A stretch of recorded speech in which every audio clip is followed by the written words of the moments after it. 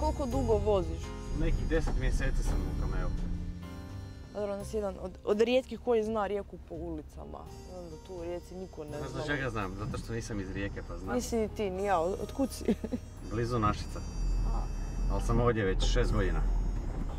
Ja imam duplo duži staž od tebe.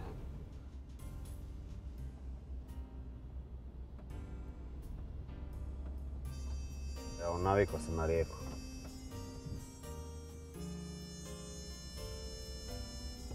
Doma me ne vuče jer nema života tamo, ali...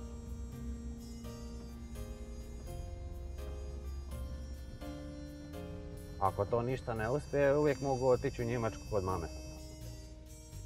Prije bi tu pokušao ostao. Zbog frendova? Ne, jednostavno mi je teško otići u Njemačku, jer bio sam dosta puta i znam kakav je njihov način života i to mi se ne sviđa. I radi 11 mjeseci, mjesec dana odu na godišnji i onda tek na godišnjem uživaju.